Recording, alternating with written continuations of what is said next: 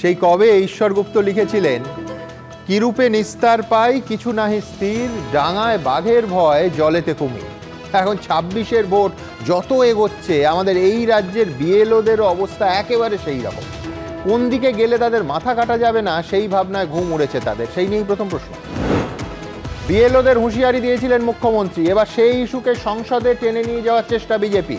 রাজ্যসভায় নোটিশ শ্রমিক ভট্টাচার্যের। বিহারের পর এবার জাতীয় রাজনীতিতে কি ঝড় তুলতে চলেছে বাংলার ভোটার তালিকা? দ্বিতীয় প্রশ্ন। ভোটের আগে ও পরে রাজ্য সরকারই থাকে, বিএলওদের বার্তা মুখ্যমন্ত্রী। নিরপেক্ষ না থাকলে জেলে ঢোকানোর হুঁশিয়ারি শুভেন্দু অধিকারী। অন্যদিকে ঝুলছে কমিশনের শাস্তির খাঁড়াও। এই দড়ি টানাটানির মধ্যে আদৌ সুষ্ঠুভাবে কি কাজ করা সম্ভব? তৃতীয় প্রশ্ন। ক্লাবগুলোকে পুজো অনুদান ১ লাফে ২৫,০০০ টাকা বাড়ালেন মুখ্যমন্ত্রী। ১,১০,০০০ টাকা করে দেয়া হবে ৪৫,০০০ পুজো কমিটিকে। তার সঙ্গে ৮০% বিদ্যুতে ছাড়। নেপথ্যে ২৬-এর ভোট। চতুর্থ প্রশ্ন। সুপ্রিম কোর্টের নির্দেশের পর ২.৫ মাস পার, এখনো বকেয়া দিয়ে দিল না রাজ্য সরকার। অথচ পুজো অনুদানে বরাদ্দ হলো প্রায় ৫০০ কোটি টাকা। বারবার কেন বঞ্চিত হতে হবে শুধুমাত্র রাজ্য সরকারি কর্মীদের? পঞ্চম প্রশ্ন। কলকাতা থেকে ধৃত বাংলাদেশি মডেলের কাছে উদ্ধার জোড়া আধার কার্ড, মিলল ভোটার কার্ডও। অন্যদিকে নদিয়ার পর মুর্শিদাবাদ থেকে গ্রেফতার আরও ৭ জন বাংলাদেশি। তবে কি অনুপ্রবেশকারীদের স্বর্গরাজ্য হয়ে দাঁড়ালো আমাদের এই পশ্চিমবঙ্গ? ষষ্ঠ প্রশ্ন। মালেগাঁও বিস্ফোরণে প্রাক্তন বিজেপি সাংসদ সাধ্বী প্রজ্ঞা সহ ৭ অভিযুক্তকেই বেকসুর খালাস আদালতে। প্রমাণ নষ্ট হয়েছে মন্তব্য বিচারকে। কংগ্রেসের ষড়যন্ত্র ছিল দাবি করছে বিজেপি। ৬ জনের মৃত্যুর জন্য তাহলে দায়ী কে? এ প্রশ্ন তো তুলতেই হবে। তবে আজ শুরুতেই দেখাবো বিএলওদের নিয়ে মুখ্যমন্ত্রীর হুঁশিয়ারির জেরে আজ সংসদে আলোচনা চাইল বিজেপি। দেখুন, নোটিফিকেশন যখন হবে ডেট অফ ইলেকশন, তখন থেকে এটা ইলেকশন কমিশনের আন্ডারে যায়। তার আগে স্টেট গভর্নমেন্ট, আবার ইলেকশনের পরেও স্টেট গভর্নমেন্ট। বিহারে যে এসআইআর হয়েছে ৪০৩ জনের নামে এফআইআর হয়েছে বিএলও। ৫৩ জন বিএলও অ্যারেস্ট আছে বিহারের বিভিন্ন জেলে। বিহারের পর পশ্চিমবঙ্গেও ভোটার তালিকার বিশেষ সংশোধন হবে। আর এই সংশোধনের ক্ষেত্রে সবচেয়ে গুরুত্বপূর্ণ ভূমিকা নেবেন বিএলও বা বুথ লেভেল অফিসাররা। ইতিমধ্যে বিএলওদের নিয়ে শুরু হয়ে গেছে টানাটানি। তাদের কার্যত হুঁশিয়ারি দিয়েছেন মুখ্যমন্ত্রী। বিএলওকে বলবেন যে কেন বাদ গেল জবাব দাও। আমি জেনুইন ভোটার, আমার ভোট বাদ গেলে আমি কিন্তু ছেড়ে কথা বলবো না। এটা আমার সাংবিধানিক অধিকার, আমার গণতান্ত্রিক অধিকার। বিএলওদের মুখ্যমন্ত্রীর হুঁশিয়ারির প্রসঙ্গে এবার দিল্লিতে তুলল বিজেপি। রাজ্যসভায় আলোচনা চেয়ে নোটিশ দিলেন শ্রমিক ভট্টাচার্য। নোটিশে তিনি লিখেছেন, নির্বাচন কমিশনের মতো সাংবিধানিক প্রতিষ্ঠানকে হুমকি দেওয়া হচ্ছে। পশ্চিমবঙ্গের প্রশাসনের পক্ষ থেকে ভারতের নির্বাচন কমিশনের কর্তৃত্ব নিয়ে প্রকাশ্যে প্রশ্ন তোলা হয়েছে। বলা হয়েছে এর কর্মকর্তারা রাজ্য সরকারের কাছে জবাবদিহি করবেন এবং জাতীয় নির্বাচন কমিশনের নির্দেশ অনুসরণ করতে বাধ্য নন। এটা সংবিধানের ৩২৪ নম্বর অনুচ্ছেদে নির্বাচন কমিশনকে দেওয়া সাংবিধানিক স্বায়ত্তশাসনের উপর আক্রমণ। যেখানে একটা সাংবিধানিক সংস্থাকে সরাসরি চ্যালেঞ্জ করছেন একজন সাংবিধানিক পদে থাকা ব্যক্তি, রাজ্যের মুখ্যমন্ত্রী, তো সেখানে তো স্বাভাবিকভাবেই শুধু সাংবিধানিক সংকট নয়, এই সাধারণ মধ্যবিত্ত নিম্ন মধ্যবিত্ত মানুষজন যারা এই কাজ করবেন তারা যদি আজকে আতঙ্কের শিকার হয় তাহলে কাজ হবে কি করে? বাংলার ইলেকশন আসছে সামনের বছর, ওখানেও যাতে এখন থেকেই প্রস্তুতি নেওয়া যায় তার জন্য এটা করছে। আমি যদি জাল করি আমি তো ধরা পড়ে যাব। এইগুলো হচ্ছে একটা সায়েন্টিফিক রিগিংয়ের অঙ্গ। ভোটার তালিকার বিশেষ সংশোধনে বিএলওদের ভূমিকা অত্যন্ত গুরুত্বপূর্ণ বলেই কি শাসক বিরোধী সবাই তাদের উপর চাপ তৈরির চেষ্টা করছে? এটা বন্ধ করতে কি নির্বাচন কমিশন কোনো পদক্ষেপ নেবে? সেটাই দেখার। বিজেন্দ্র সিংহের রিপোর্ট, এবিপি আনন্দ। দেখুন, ভূতের গল্পে ভূত তাড়ায় ওঝা, কিন্তু সেই ওঝাকেই যদি ভয় দেখানো হয় তাহলে ভূতকে তাড়াবে বলুন তো? আসলে ঠিক গল্পের মতো ভূত যেমন ওঝা তাড়ায়, তেমনি গণতান্ত্রিক ভারতবর্ষে ভুতুরে ভোটার তাড়ানোর গুরু দায়িত্ব বিএলওদের ওপর, অর্থাৎ বুথ লেভেল অফিসারদের ওপর। সেই বিএলওদেরই যদি 3 দিকের চোখ রাঙানি আর হুমকির মুখে প্রতিদিন সকাল থেকে বিকেল পড়তে হয়, তাহলে এই বিএলওরা মানে ভুতুরে ভোটারের ওঝারা যাবেন কোথায়? এখন 3 দিকে কারা কারা আছে সেটা ইতিমধ্যেই আপনারা দেখিয়েছি। একদিকে মুখ্যমন্ত্রী, অন্যদিকে বিরোধী দলনেতা, আরেকদিকে স্বয়ং নির্বাচন কমিশন। কি বলছেন বিএলওরা আমি এই অনুষ্ঠানের শুরুতেই দেখে নেব। আজকে আমার প্রথম বক্তা অনিমেষ হালদার, একজন স্কুল শিক্ষক, বিএলওর দায়িত্বপ্রাপ্ত। এখন কাজ তো বিএলওদের একটা নয়, এক হচ্ছে মৃত ভোটারদের চিহ্নিত করতে হবে যাতে দ্বিজেন মুখোপাধ্যায়ের কার্ডে ভোট দেওয়ার মতো ঘটনা না ঘটে। দুই, একাধিক জায়গায় একাধিক ভোটার তালিকায় যাদের নাম আছে তাদের বাড়তি নামগুলোকে সব কাটতে হবে। তিন, জানিয়ে এত বিতর্ক, সেই বাংলাদেশি ভুয়ো ভোটার থাকলে ধরতে হবে। দেখুন অনিমেষবাবু, আপনাদের নিয়ে এই তিন পক্ষের মধ্যে যে টাগ অফ ওয়ার শুরু হয়েছে তাতে কি আদৌ সুষ্ঠুভাবে নিরপেক্ষভাবে কাজ করা সম্ভব? নমস্কার, আমি প্রথমে সুমন দা সহ এবিপি গ্রুপকে ধন্যবাদ জানাই যে এই মুহূর্তে শিক্ষক, শিক্ষাকর্মী, বিএলও বিরোধী যে আন্দোলনের পক্ষ থেকে আমাদেরকে এখানে আমন্ত্রণ করার জন্য, এবং এবিপি আনন্দের সমস্ত দর্শককে আমরা অভিনন্দন জানাই। দেখুন, এই মুহূর্তে সবচেয়ে চর্চিত যে বিষয়টা সেটা হচ্ছে বিএলও ডিউটি, এবং সেই ডিউটি যার অধীনে আমরা করব নির্বাচন কমিশন, এবং যে রাজ্যে করব সেই রাজ্যের মুখ্যমন্ত্রী এবং তার বিরোধী দলনেতা, তারা তিন দিক থেকে এমন আক্রমণের মধ্যে আমাদের ফেলেছে।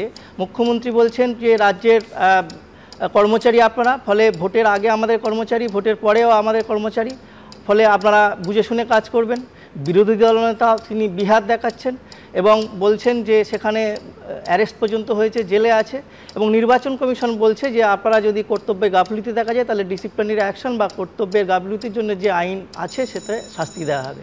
তাহলে এরকম একটা পরিস্থিতিতে পশ্চিমবঙ্গের যে সুষ্ঠু যে এই যে পরিকল্পনা, ভোটার লিস্ট প্রস্তুতির যে পরিকল্পনা চলছে বা প্রক্রিয়া চলছে, তাদেরকে সেই ক্ষেত্রে আমাদের কাজ করা কিন্তু সত্যি খুব দুঃসহ ব্যাপার হয়ে যাচ্ছে, এবং আমরা আতঙ্কিত, ভীত, সন্ত্রস্ত।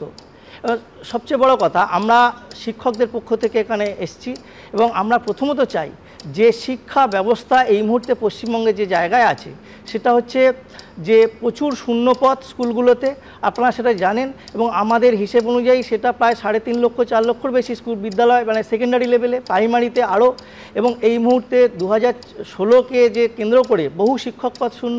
তাহলে এইরকম একটা পরিস্থিতিতে স্কুলের যে কাজকর্ম সেগুলো কিন্তু আমাদের চালাতে হচ্ছে। শিক্ষণ প্রক্রিয়া বা পাঠদান, আপনারা বলছেন যে মূল একজন শিক্ষকের যা কাজ, পঠন পাঠন, ছাত্রছাত্রীদের পড়ানো, সেইটা ব্যাহত হবে এই কাজের ফলে? অবশ্যই অবশ্যই ব্যাহত হবে। আর যেটা অনেকেই জানেন না, যে পঠন পাঠনের বাইরে গিয়ে শিক্ষকদের প্রচুর যে রাজ্য সরকারের যে প্রকল্প, মিনি বিডিও অফিস চলে এখন স্কুলগুলোতে, শিক্ষাশ্রী, কন্যাশ্রী, মেধাশ্রী, ঐক্যশ্রী, নানান ধরনের শ্রী, এছাড়া মিড ডে মিল, সবুজ সাথী, জামা দেওয়া, জুতো দেওয়া, এবং পরীক্ষার প্রশ্নপত্র তৈরি করা, পরীক্ষা পরিচালনা করা, খাতা দেখা, এবং বাংলা শিক্ষা পোর্টালে নাম্বার আপলোড করা, এই কাজগুলো কিন্তু স্কুল আওয়ারের বাইরেই করতে হয়। স্কুলে আমরা যতটুকুনি পাঠদান করি তার বাইরে এই কাজগুলো করতে হয়। ফলে তারপরে এই যে এখানে ডিউটি যেটা বলা হয়েছে যে নন ওয়ার্কিং আওয়ারে করতে হবে, অর্থাৎ শনিবার আমরা কিন্তু 6 দিন ডিউটি করি, অন্যান্য কর্মচারীরা 5 দিন, স্কুল শিক্ষকরা কিন্তু 6 দিন ডিউটি করে। ফলে তারপরে বাড়িতে আসতে সময় লাগে, অনেকে বহু দূরে কাজ করেন, ফলে তিনি বাড়িতে আসতে সন্ধ্যা হয়ে যায়, তাহলে রাত্রিবেলা অথবা রবিবার কাজগুলো তাকে করতে হবে। ফলে এইরকম একটা পরিস্থিতিতে কি করে সম্ভব? এবং এখানে সবচেয়ে বেশি বঞ্চিত হবে শিক্ষার্থীরা। শিক্ষা গ্রহণের যে অধিকার একজন শিক্ষার্থী বা একজন ছাত্রছাত্রীদের, সেটা কিন্তু লঙ্ঘিত হবে। এবং আমরা দেখেছি যে লেবার লতে আছে যে শ্রম আইনে বলা হয়েছে সপ্তাহে 1 দিন ছুটির অধিকার, সেই অধিকারটা এখানে কিন্তু লঙ্ঘিত হচ্ছে। এবং সেখানে আরও আছে যে যদি তিনি কাজ করেন ছুটির দিনে তাকে একটা কম্পেনসেটরি লিভ, সেটার কোনো এখানে নির্দেশিকা বা এখানে গাইডলাইন কিন্তু নেই। এরপরে বলছে শিক্ষার অধিকার যে আইন 2009, সেখানে বলা হচ্ছে যে শিক্ষককে শিক্ষা বহির্ভূত কোনো কাজে কিন্তু নিযুক্ত করা যাবে না। সেরকম একটা জায়গা থেকে পশ্চিমবঙ্গের নানা কারণে শিক্ষা ব্যবস্থা ভেঙে পড়েছে, এবং ব্যাপক হারে যে বিএলও ডিউটি দেওয়ার ফলে শিক্ষা ব্যবস্থা কিন্তু আরও ক্ষতিগ্রস্ত হবে বলে আমরা মনে করছি। এবং তার মধ্যে এই যে চাপানুতো চলছে, আমরা গতকাল শিক্ষক শিক্ষাকর্মী বিএলও ডিউটি বিরোধী যে প্রতিরোধ মঞ্চ আমি নিজে মাধ্যমিক শিক্ষক শিক্ষাকর্মী সমিতির একজন জেলা সম্পাদক, কিন্তু আমরা এই প্রয়োজন মনে করে যে ব্যাপক হারে যে এভাবে ডিউটি আসছে, শিক্ষা ভেঙে পড়বে, আমরা প্রাথমিক, মাধ্যমিক, উচ্চ মাধ্যমিক সর্বস্তরের শিক্ষক শিক্ষাকর্মীদের ঐক্যবদ্ধ করে কিন্তু আমরা এই প্রতিরোধ মঞ্চ গড়ে তুলেছি। গতকাল আমরা সিইও দপ্তরে গিয়েছিলাম, সেখানে অ্যাডিশনাল সিইও দিব্যেন্দু দাস তিনি মহাশয় দীর্ঘক্ষণ আমাদের সাথে আলোচনা করেন। তিনি বলছেন যে প্রয়োজনে প্যারামিলিটারি ফোর্স দেওয়া হবে। আমরা বলেছি যে এই রকম প্রতিশ্রুতি আমরা মৌখিক প্রতিশ্রুতিতে হবে না, সুনির্দিষ্টভাবে লিখিত প্রতিশ্রুতি দিয়ে কিন্তু বিএলও ডিউটি করতে যারা বাধ্য হবেন তাদের কিন্তু সেই সিকিউরিটি দিতে হবে। আমার একটাই ছোট্ট প্রশ্ন থাকবে, সেটা হচ্ছে প্যারামিলিটারি ফোর্স কেন চাইছেন? আপনারা কি এই আশঙ্কা করছেন যে নিগৃহীত হতে পারে? প্যারামিলিটারি ফোর্স কি কোন ফোর্স দেবে সেটা নির্বাচন কমিশন বুঝবে। আমরা যারা ডিউটি করতে বাধ্য হবে তাদের সর্বোচ্চ সিকিউরিটি, কারণ কে সিইও, কে ইআরও, কে অ্যাসিস্ট্যান্ট ইআরও, কে সুপারভাইজার, কে আধিকারিক, এটা কিন্তু একটা বুথের যিনি বাসিন্দা তিনি কিন্তু বুঝবেন না। বিএলও হচ্ছে সেই বুথের বাসিন্দা, গভর্নমেন্ট এমপ্লয়ি হতে হবে, ফলে সে কিন্তু তাকে চেনে। সে যদি নামটা বাদ যায় তিনি কিন্তু তাকেই ধরবেন এবং যত নিয়ম টিয়ম যা আছে তার তোয়াক্কা তিনি কিন্তু করবেন না। এবং বর্তমানে আপনারা জানেন, আমরা দেখাবো মুখ্যমন্ত্রী বলেছেনও তাই, যে নাম বাদ গেলে বিএলওকে ধরবেন, বলবেন আমার গণতান্ত্রিক অধিকার। আমি এর বিতর্কে আসবো। অনেক ধন্যবাদ অনিমেষ বাবু। আমার পরবর্তী বক্তা ডক্টর নজরুল ইসলামের কাছে আমি যাব। আমি এইখানে মোদ্দা কথা আপনারা যেটা শুনলেন, নজরুলদাকে আমি অনুরোধ করব পোডিয়ামে যেতে। একেবারে খুব স্পষ্ট করে একটা জিনিস আপনাদের খুব পরিষ্কার হয়ে গেল, যেটা অনিমেষ বাবু যেটা বলছেন তার দুটো অংশ আছে। এক হচ্ছে তারা মোটামুটি তিন দিকের চাপে পড়েছেন। একদিকে নির্বাচন কমিশন, এর আগে বিহারের ক্ষেত্রে একাধিক ব্যবস্থা নেওয়া হয়েছে, এমনকি যেটার কোনো তথ্য এখনও আমি পাইনি, কিন্তু বিরোধী দলনেতার বক্তব্য যে 53 জনকে নাকি জেলে ঢোকার ব্যবস্থা করেছেন। আমি সেদিকে যাচ্ছি না, তার কারণ অফিসিয়াল ডেটা এখনও আমার হাতে নেই। কিন্তু মুখ্যমন্ত্রী বলছেন যে অবশ্যই বিএলওরা সরকার আগে থাকবে, আবার পরে সরকার চলে আসবে, আপনারা কর্তব্য পালন করুন। তার ভেতরে প্রচ্ছন্ন হুঁশিয়ারি দেখছেন অনেকে, এবং নির্বাচন কমিশনের করা আইন, অর্থাৎ তিন দিকের বজ্র আঁটুনির মধ্যে তারা পড়েছেন। এবং তাদের বক্তব্য, সেটার দ্বিতীয় পার্টে আমি অবশ্যই আসব, সেটা হচ্ছে যে শিক্ষক হিসেবে তাদের প্রাথমিক যে কাজ, তাদের মূলগত যে কাজ, বেসিক যে ডিউটিস, সেটা হচ্ছে পঠন পাঠন, ছাত্রছাত্রীদের পড়ানো, সেইটা ব্যাপকভাবে ব্যাহত হবে। দেখুন, আমরা ইতিমধ্যেই দেখিয়েছি যে মুখ্যমন্ত্রী প্রকাশ্যে বোলপুরে অভিযোগ করেছেন যে এই যে 1000 জন বিএলও যাদের দিল্লিতে ট্রেনিং হলো, সে কথা নাকি ডিএমরা মুখ্যমন্ত্রীকে জানাননি, এমনকি মুখ্য সচিবকেও জানাননি। আমার মনে হয়েছে এটা মারাত্মক অভিযোগ। আমার এইখানে দুটো প্রশ্ন আছে। এক, নজরুলদার কাছে, যে আইনত জানানোটা বাধ্যতামূলক কিনা, তার কারণ ডিএমরাই এক একটা জেলার ক্ষেত্রে তারা ডিস্ট্রিক্ট ইলেকশন অফিসার, অর্থাৎ নির্বাচনের একেবারে পরিচালনার শীর্ষকর্তা বলা যায়। আর দুই হচ্ছে, প্রশাসনিক শৃঙ্খলা মেনে মুখ্য সচিবকে জানানো হয়নি, এটা আদৌ বাস্তবসম্মত কিনা, সত্যিই কি জানানো হয়নি, জানানো কি আবশ্যিক? নজরুল ইসলাম কি বলে? আমি যেহেতু আইনের কথাটা আপনি বললেন, আমি আইনটা কি আছে সেটা একটু বলে দেওয়ার চেষ্টা করছি। দেখুন, মুখ্যমন্ত্রী যে একটা কথা বলেছেন যে ইলেকশনের আগে এবং পরে আমাদের অধীনেই থাকবে, শাসানি বোঝাই যাচ্ছে। কিন্তু উনি আরও একটা কথা বলেছেন যে ভোট যেদিন ঘোষণা করা হবে সেদিন থেকে ইলেকশন কমিশনের অধীনে থাকবে এই বিএলওরা। এটা একদমই ঠিক কথা নয়। আমি সেটা আইন আপনাকে পড়ে দিচ্ছি। আপনারা জানেন যে রিপ্রেজেন্টেশন অফ পিপল অ্যাক্ট বলে আমাদের দেশে একটা আইন আছে, তার 13cc ধারাটা আমি পড়ছি, আপনারা দয়া করে শুনুন। The officers refer to in this part, আমি কাদের কাদের বলা হয়েছে আমি সেটা পরে বলছি, and any other officer or staff employed in connections with the preparation, revision and correction of electoral rolls for and the conduct of all employees and such officers and staff shall during that period be subject to the control, superintendence and discipline of the election commission. অর্থাৎ যেই বিএলওকে কাজে নিযুক্ত করা হলো সেই দিন থেকে ধরে নেওয়া হবে যে তারা ইলেকশন কমিশনের ডেপুটেশন আছে এবং তাদের কন্ট্রোল, সুপারিনটেন্ডেন্স অ্যান্ড ডিসিপ্লিন, আপনি যে মামলা করার কথা বলছেন বা প্রসিডিংও করতে পারে, শুধু মামলা নয়, এটা রিপ্রেজেন্টেশন অফ পিপল অ্যাক্ট বলছে, কোনো রকম সন্দেহ থাকা উচিত নয়। এরপরে আসুন যে আমাদের এখানে আমি শুধু সাধারণ লোকদের কথা বলবো না, এমনকি কিছু আইনজীবীরও ভুল ধারণা আছে যে আমাদের এখানে দুটো বডি আছে। দেখুন, চিফ ইলেকটোরাল অফিসার, তিনি ইলেকশন কমিশন অফ ইন্ডিয়া থেকে নিযুক্ত, আর একজন আছে West Bengal state election commission, তার স্টেট ইলেকশন কমিশনার, ইনি গভর্নর দ্বারা নিযুক্ত।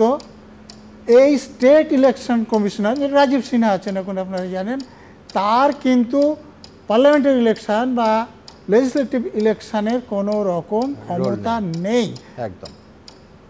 আর যে সিইও আছেন তার অধীনে সব ইলেকশন অফিসাররা কাজ করেন, ইনি কিন্তু মুখ্যমন্ত্রীর অধীনে কোনো অবস্থায় কাজ করেন না। আমি কেন বলছি আপনি দেখুন, আপনি আসুন 13A-তে আপনারা বলছেন যে district magistrate, representation of people একটা একথা কোথাও লেখা নাই, আমি পড়ে দেবো, আপনি দেখুন। না না, বুঝতে পেরেছি। হ্যাঁ, এখানে বলা আছে যে ইলেকশন কমিশন অফ ইন্ডিয়া, আমাদের এখানে স্টেট ইলেকশন কমিশন নয়, গভর্নমেন্টের একজন অফিসারকে ডিস্ট্রিক্ট ইলেকশন অফিসার নিযুক্ত করবেন। অর্থাৎ এখানে স্টেট ইলেকশন কমিশনের যেমন কোনো রোল নেই, রাজ্য সরকারের কোনো রোল নেই। আচ্ছা, এইখানে নজরুল, আমার পরের প্রশ্ন যেটা অ্যাকচুয়ালি অবিনাশবাবু তুলেছেন, সেটা হচ্ছে যে শিক্ষকদের ক্লাস যাতে হ্যাম্পার না হয়, সেক্ষেত্রে এটা কি আছে যে বিএলও শিক্ষক বা মানে অন্য পেশা থেকেও নেওয়া যায়? আমি বলছি, মানে আমি বলছি এর অল্টারনেটিভ কোনো রুট সংখ্যার বিচারে যদি ধরেন, কোয়ান্টিটির বিচারে থাকা সম্ভব? হ্যাঁ, থাকা সম্ভব। এই জন্যে কিরকম, যে ধরুন যে এই যে 13B যে ধারাটা আছে, সেখানে যে ইলেকটোরাল রেজিস্ট্রেশন অফিসার, তাকে বলা আছে তিনি গভর্নমেন্টের অফিসার হতে পারেন, লোকাল গভর্নমেন্টের অর্থাৎ পঞ্চায়েত বা মিউনিসিপ্যালিটি অফিসার হতে পারেন। কিন্তু যেই অ্যাসিস্ট্যান্ট রেজিস্ট্রেশন অফিসার বা রেজিস্ট্রেশন অফিসার তাকে সাহায্য করার জন্য যাদের নিয়োগ করবেন, তাদের গভর্নমেন্ট অফিসার হতে হবে, এটা বলা নাই। বলা আছে অনলি পার্সন, কথাটা ব্যবহার করা আছে। তাহলে তো শিক্ষকদের নিয়োগ আইনত নিয়োগ করা যাবে। আমি রিপ্রেজেন্টেশন অফ পিপল একটা কথাটা বলছি, এইটা যদি হয় তা আমি বলছি চিফ ইলেকটোরাল অফিসার সারা বছর ইলেকশনের কমিশনের অধীনে কাজ করে। আর district election officer district magistrate নাও হতে পারেন, কলকাতায় কোনো ডিস্ট্রিক্ট ম্যাজিস্ট্রেট নাই, এখানে অন্য লোককে ডিস্ট্রিক্ট ইলেকশন অফিসার নিযুক্ত করা হয়। ইলেকশন কমিশন যদি মনে করেন ডিস্ট্রিক্ট ম্যাজিস্ট্রেটকে বাদ দিয়ে অন্য লোককেও নিযুক্ত করতে পারেন, ডিস্ট্রিক্ট ম্যাজিস্ট্রেটকেও করতে পারেন, একই জেলায় একাধিক লোককে উনি ডিস্ট্রিক্ট ইলেকশন অফিসার করতে পারেন। আমি দ্রুত এখানে যাব যে কেন বিএলওরা তারা ভাবছেন, তারা মনে করছেন যে এটা শাঁখের করাতের পরিস্থিতি, কেন মনে করছেন যে তিন দিক থেকে একটা ত্রিমুখী চাপ, মানে সাঁড়াশি আক্রমণ দুটো দিকের হয়, ওরা বলছেন তিন দিকের চাপে তারা কার্যত বিপর্যস্ত। দেখুন, আমরা সিট দ্বারা বিক্রি করব না। উনি যদি এখন ওনার সমস্ত কর্মচারীদের নিজেদের চাকর মনে করেন, সেটা তো কিছু করণীয় নেই। একদিকে বিএলও বা বুথ লেভেল অফিসারদের মুখ্যমন্ত্রীর কড়া বার্তা, পরিষ্কার বলি, ভোটার লিস্টের কাজটা ভালো করে করবেন, আর বিএলওদের দয়া করে বলবেন কাউকে হ্যারাস করবেন না, কারো জেনুইন ভোটারের নাম কাটবেন না। অন্যদিকে বিএলওরা ঠিকমতো কাজ না করলে খারাপ পরিণামের বিজেপির হুঁশিয়ারি। বিডিও এসডিওরা জেলে যাবে, এরপরে কেউ যদি চাকরি তৃণমূলের জন্য চাকরি থেকে শহীদ হতে চায়, ভালো কথা। আর নির্বাচন কমিশন কাউকে সাসপেন্ড করেছে, তো রাজ্য সরকারের কিছু করতে হবে। এরই মধ্যে দেশের সমস্ত রাজ্যের মুখ্য নির্বাচনী আধিকারিককে চিঠি দিয়ে জাতীয় নির্বাচন কমিশন বলল, আপনারা জানেন জাতীয় নির্বাচন কমিশন সিদ্ধান্ত নিয়েছে দেশ জুড়ে এসআইআর করার। বিএলও এবং বিএলও সুপারভাইজাররা আসন্ন এসআইআরে গুরুত্বপূর্ণ ভূমিকা নেবেন। তাই তাদের নিয়োগের বিষয়টি নিয়ে আগে থেকে যাবতীয় কাজ সেরে ফেলা হোক। নির্বাচন কমিশনের যা গাইডলাইন থাকবে সেই নিয়ম মেনেই কাজ করব। আমার মনে হয় এটা উস্কানিমূলক মন্তব্য ছাড়া আর কিছুই নয়। মুখ্যমন্ত্রীর কড়া বার্তার পর সোশ্যাল মিডিয়ায় মুখ খোলেন দুর্গাপুরের একটি প্রাথমিক স্কুলের শিক্ষক, বর্তমানে বিএলওর দায়িত্বপ্রাপ্ত চিরঞ্জিত ধীবর। তিনি লেখেন, আমি মুখ্যমন্ত্রীকে চ্যালেঞ্জ করছি, আমি ভুয়ো ভোটার পেলে অবশ্যই নাম বাদ দেব। আমি বিএলও, নিরপেক্ষভাবে ডিউটি আমার দায়িত্ব। আমাদেরকে আপনি চাকরি দেননি যে চাকরি কেড়ে নেবার ভয় দেখাবেন। মুখ্যমন্ত্রী যেভাবে আমাদেরকে এক কথায় অনুরোধের সুরে হুমকি দিয়েছেন যে আমরা যেন কোনো ভোটার তালিকার যেন কোনো নাম না বাদ দিই, তো এটা তো অস্বাভাবিক। আমরা তো বিভিন্ন জায়গায় জানি যে মৃত ভোটার থাকতে পারে, ভুয়ো ভোটার থাকতে পারে, এরকম আছে। আমরা সিট দ্বারা বিক্রি করব না। যদিও হুঁশিয়ারি পাল্টা হুঁশিয়ারির জেরে বহু বিএলওই কার্যত নিরাপত্তার অভাব বোধ করছেন। এই যে পরিস্থিতি, এই পরিস্থিতিতে সিকিউরিটির ব্যাপারটা না কনফার্ম হলে আমরা কিন্তু এই দায়িত্ব করব না। যখন ভোটার লিস্টে কারোর নাম বাদ যাবে এবং যদি তার জেনুইন কারণও থাকে, এবং সেই ক্ষেত্রে পলিটিক্যাল পার্টিরা যেভাবে হুমকি দিতে আরম্ভ করেছে, বিবদমান গোষ্ঠীর মাঝখানে আমরা দাঁড়িয়ে আছি, সেখানে থেকেও চিফ ইলেকশন কমিশনে বলুন আর আপনাদের এই সিইও বলুন, এসব বায়বীয় বস্তু, ইআরও ডিইও এসব বায়বীয় বস্তু। লোক আগে দেখবে যে বুথ লেভেল অফিসার কে আছে এবং তাকে আগে ধরবে। সব মিলিয়ে গুরুদায়িত্ব পালন করার আগেই রাজনীতির চাপে হাঁসফাঁস অবস্থা বিএলওদের। রুমা পাল, গৌতম মণ্ডল ও সুজিত মণ্ডলের রিপোর্ট, এবিপি আনন্দ। বুথ লেভেল অফিসারদের ধরার কথা স্বয়ং মুখ্যমন্ত্রী বলছেন। আমি পরপর দুটো বক্তব্য আপনাদের সামনে রাখবো। এক হচ্ছে 28শে জুলাই 2025 বোলপুরের প্রশাসনিক সভায় মুখ্যমন্ত্রী বলেছিলেন, কোট আনকোট, বিএলওদের কাছে আমার অনুরোধ থাকবে ভোটার লিস্ট থেকে কারোর নাম যেন বাদ না যায় সেটা দেখার। ডেট অফ ইলেকশন তখন থেকে এটা ইলেকশন কমিশনের আন্ডারে যায়, তার আগে রাজ্য সরকার, আবার নির্বাচনের পরেও রাজ্য সরকার। সুতরাং এটা মনে রাখবেন যে আপনারা চাকরি করেন রাজ্য সরকারে। এর পরের দিন 29 তারিখ ইলামবাজারের যে সরকারি পরিষেবা প্রদানের অনুষ্ঠান, সেখানে মুখ্যমন্ত্রী বলেন বিএলওকে বলবেন কেন বাদ গেল জবাব দাও, অর্থাৎ সরাসরি বিএলওকে ধরার কথা বলছেন। বিএলওকে বলবেন কেন বাদ গেল জবাব দাও, আমি প্রকৃত ভোটার, আমার ভোট বাদ গেলে কিন্তু আমি ছেড়ে কথা বলবো না। প্রচ্ছন্ন হুঁশিয়ারি মনে করছেন অনেকে। কি বলেছিলেন দেখে নেব। পরিষ্কার বলি, ভোটার লিস্টের কাজটা ভালো করে করবেন, আর বিএলওদের দয়া করে বলবেন কাউকে হ্যারাস করবেন না, কারো জেনুইন ভোটারের নাম কাটবেন না। নতুন করে ভোটার লিস্ট তোলার নামে এনআরসি চালু করার ব্যবস্থা করা হচ্ছে। কেউ বাদ দিলে প্রতিবাদ করবেন, বিএলওকে বলবেন যে কেন বাদ গেল জবাব দাও। আমি জেনুইন ভোটার, আমার ভোট বাদ গেলে আমি কিন্তু ছেড়ে কথা বলবো না। এটা আমার সাংবিধানিক অধিকার, আমার গণতান্ত্রিক অধিকার। দেখুন, রাজ্যের মুখ্যমন্ত্রী এসআইআর নিয়ে জাতীয় নির্বাচন কমিশনকে আদর্শগত আক্রমণ করেই চলেছেন। এটা তবু রাজনীতির একেবারে চেনা ছকের মধ্যে পড়ে। বিশেষ করে ভারতবর্ষে বিরোধী দলগুলো আজ নয়, চিরকালই বেশ দেঁড়ে কষে নির্বাচন কমিশনকে আক্রমণ করে থাকে। কিন্তু বিএলও স্বয়ং মুখ্যমন্ত্রী নিজের সরকারের কর্মচারীদের দিনের পর দিন হুঁশিয়ারি দিচ্ছেন, এটা কি আদৌ গণতন্ত্রসম্মত? এটা যদি থ্রেট কালচার না হয়, আমার পরবর্তী বক্তা অরূপ চক্রবর্তীর কাছে যাব, তাহলে কোনটা থ্রেট কালচার? সুমন, আজকে এবিপি আনন্দর ঘণ্টাখানেক সঙ্গে সুমনের সব দর্শকের উদ্দেশ্যে আমি প্রথমেই যেটা বলতে চাই সেটা হলো জয় বাংলা। জয় বাংলা শুনে অবাক হবেন না। আমি একজন রোহিঙ্গা, আমি আপনাকে বলছি না, আমি একজন রোহিঙ্গা, কারণ আমি বাংলা ভাষায় কথা বলি। আমি জানি না সুমন দে আপনিও আগামী দিন রোহিঙ্গা হবেন কিনা, কারণ আপনার চ্যানেলটিও বাংলা ভাষায় চালনা হয়। বাংলায় কথা বললে যেহেতু রোহিঙ্গা বলে আইডেন্টিফাই করা যাচ্ছে, তাই জন্য হয়তো আমিও রোহিঙ্গা। কিন্তু জয় বাংলা সব দর্শককে প্রথমে জানাই।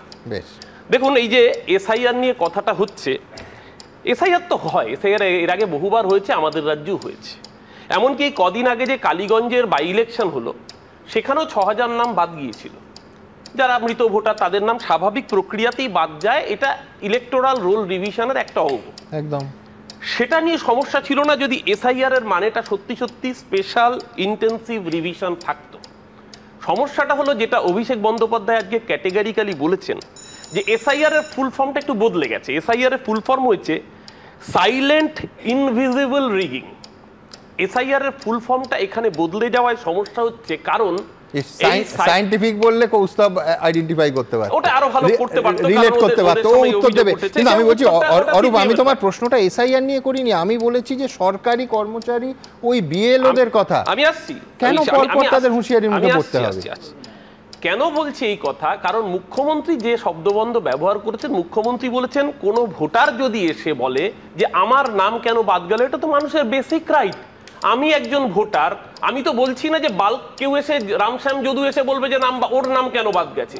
মুখ্যমন্ত্রী এসে বলেছেন একজন ভোটার যদি দেখেন যে তার নাম, বিহারে যেটা করা হয়েছে সুমন, পরিযায়ী শ্রমিকদের ক্যাটেগরিক্যালি পরিযায়ী শ্রমিকদের 21 লক্ষ পরিযায়ী শ্রমিকদের অভিযোগ উঠেছে নাম বাদ গিয়েছে। পরিযায়ী শ্রমিক আপনি 7 দিন 15 দিনের নোটিশে সে কি করে আসবে?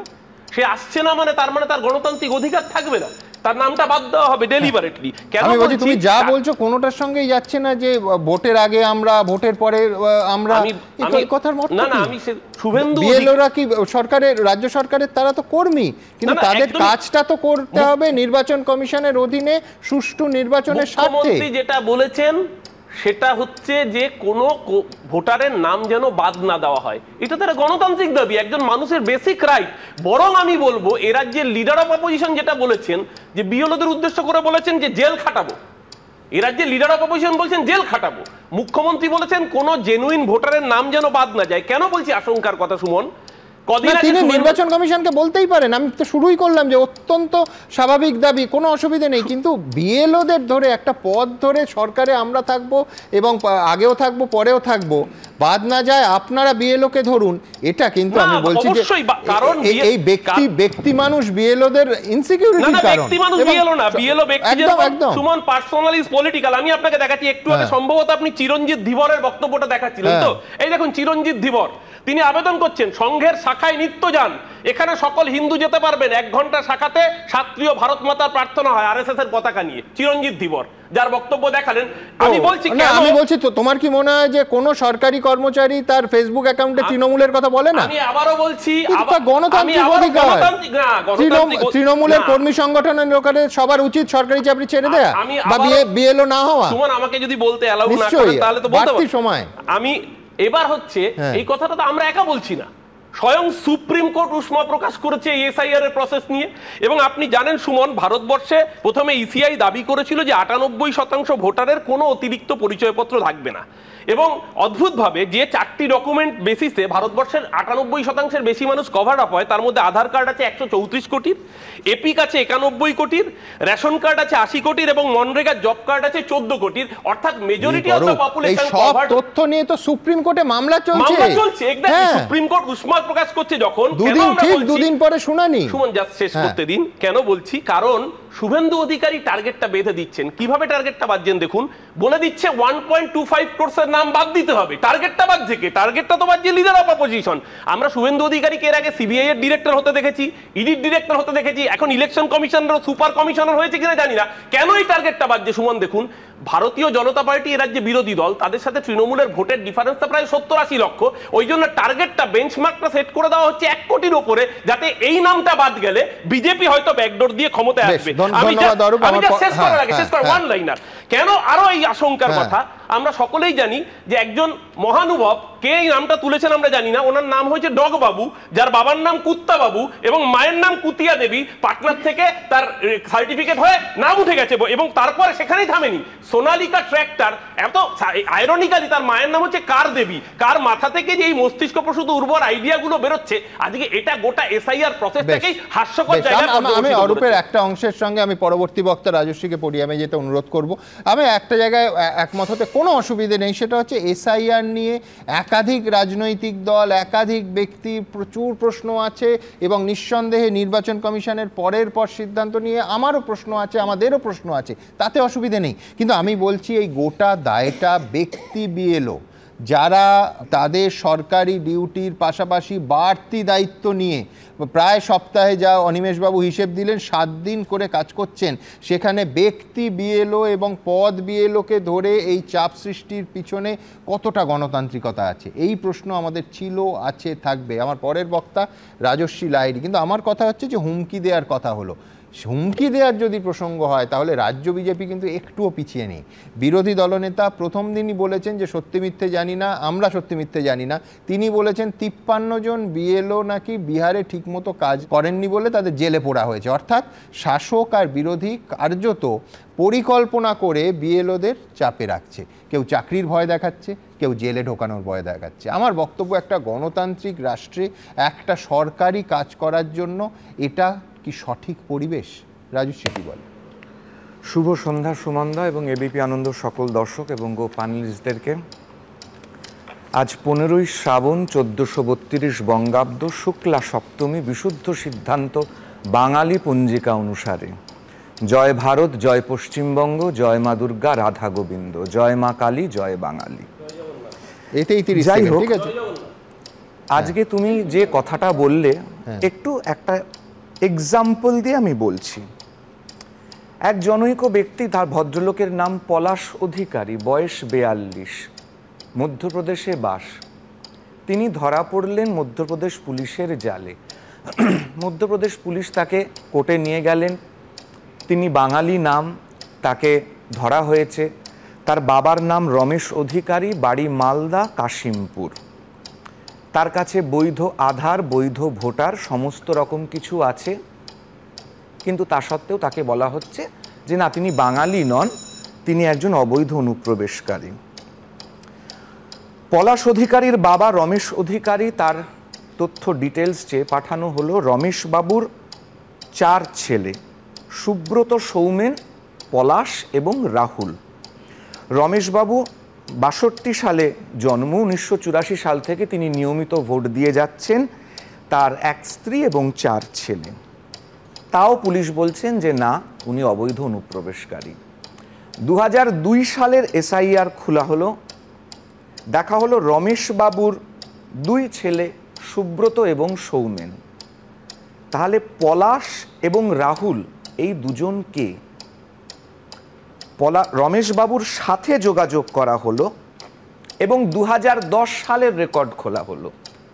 2010 কিন্তু কিছুদিন আগের বইয়ের অঙ্ক হয়ে যাচ্ছে। আমি বলছি হ্যাঁ, বিষয়টা আমরা বিষয়টা আমি বিষয়টা বলছি।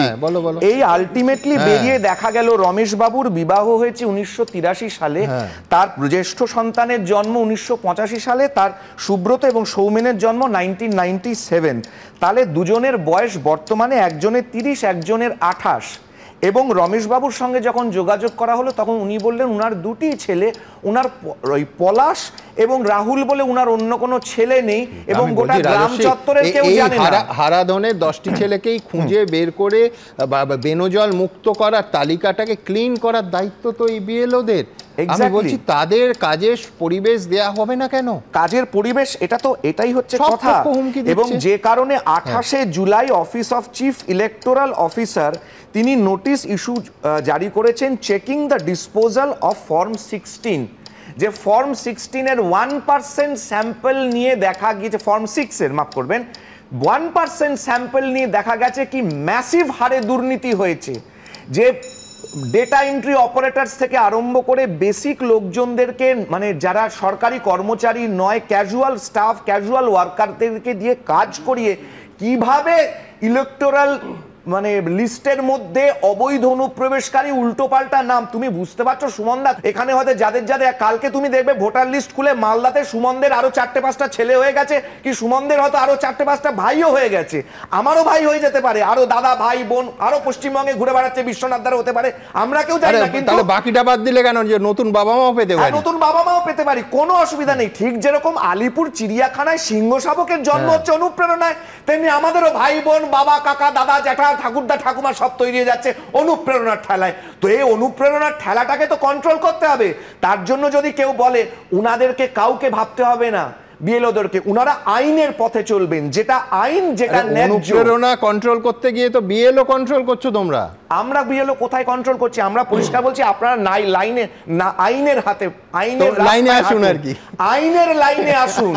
আপনারা তৃণমূলের পঞ্চায়েত এবং তৃণমূলের কাউন্সিলরদের দেওয়া ফেক সার্টিফিকেটে তাদের ডোমিসাইল সার্টিফিকেট ঢুকিয়ে দিয়ে তাদের এই কাজটা করবেন না।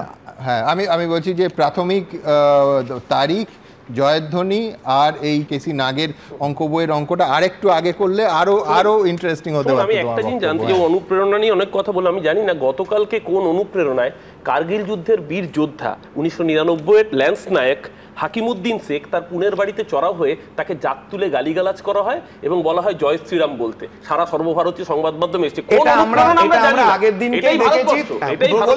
আগের দিন দেখেছি তৃণমূল কংগ্রেসের ভবনে যে ভদ্রমহিলাকে অত্যাচারিত হয়েছে, বাঙালি অত্যাচারিত হয়েছে বলে একদিকে কুণাল ঘোষ এবং একদিকে ফিরাদ ববি হাকিম আলোচনা করছেন। যখন তাকে জিজ্ঞাসা করলেন আপনার নাম কি, বাড়ি কি, উনি ডান দিক বাঁ দিক জিজ্ঞাসা করছেন আমার নামটা কি, আমার বাড়িটা কোথায়।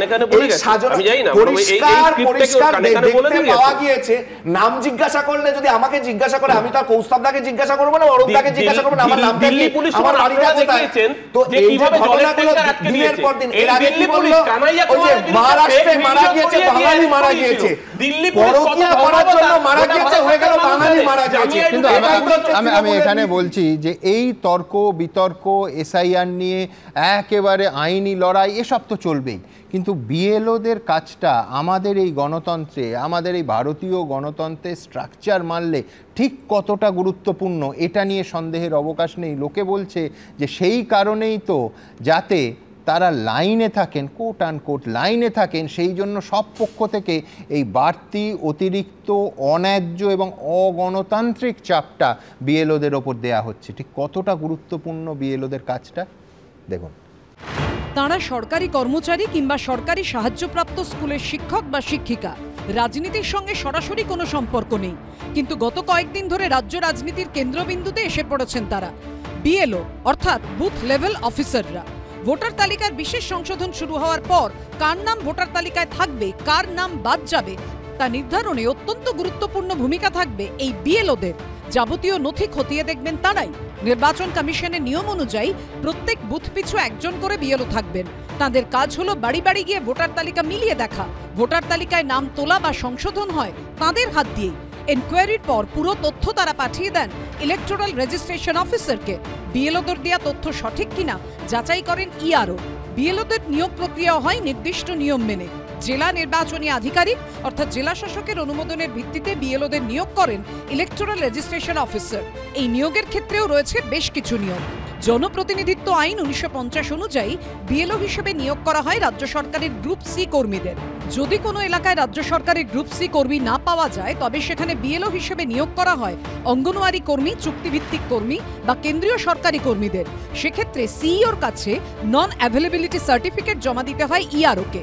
ভোটার তালিকার বিশেষ সংশোধন শুরু না হলেও ইতিমধ্যেই বিএলওদের কার্যত হুঁশিয়ারি দিয়েছেন মুখ্যমন্ত্রী। বিজেপির গলাতেও চড়া সুর। আপনারা বিএলও যেসব লিস্ট টিস্ট করেছেন, বিএলওদের কাছে আমার অনুরোধ থাকবে ভোটার লিস্ট থেকে কারো নাম যেন বাদ না যায় সেটা দেখার। সুতরাং এটা মনে রাখবেন, আপনারা চাকরি করেন স্টেট গভর্নমেন্টের। মনোজ পন্থ তাকে 13CC স্মরণ করিয়ে দিয়ে বলতে চাই 5ই জুলাইয়ের পরে নিয়োগকৃত একটাও বিএলও উইথ ভ্যালিড রিজন এবং সিওর অনুমোদন ছাড়া আপনি আইনগতভাবে চেঞ্জ করতে পারেন না। মুখ্যমন্ত্রী এই বিষয়ে হস্তক্ষেপ করতে পারেন না। শাসক বিরোধীদের প্রচ্ছন্ন চাপ, অন্যদিকে নির্বাচন কমিশনেরও আইন মেনে কাজ না করলে কড়া ব্যবস্থার হুঁশিয়ারি। এর মাঝে পড়ে বিএলওদের এখন কার্যত ত্রাহি ত্রাহি রব। চাপ তো আসবেই, এবারে বিএলওদের মনে হচ্ছে চাপ আসবে। এই যে ঠান্ডা মাথায় একটা থ্রেট, এটা কি আমরা মানে বুঝি না? আমি চাইছি নির্বাচন কমিশন কিন্তু এই দায়বদ্ধতা মেনে নিয়ে তিনি আমাদের সিকিউরিটি দেবেন। যত লোক মারা গেছে তাদেরও নাম থাকবে, যারা বাসস্থান পাল্টে অন্য জায়গায় চলে গেছেন তাদেরও নাম দু জায়গায় থাকবে, এবং যারা কাগজ প্রমাণ করতে পারবে না যে তারা ভারতবাসী তাদেরও নাম থাকবে। কেন এই কথাটা আসবেই কেন? উনি বলবেন যে সঠিকভাবে তথ্য তুলে আনুন, ওনার কাছ থেকে তো আমরা এই কথাই আশা করব।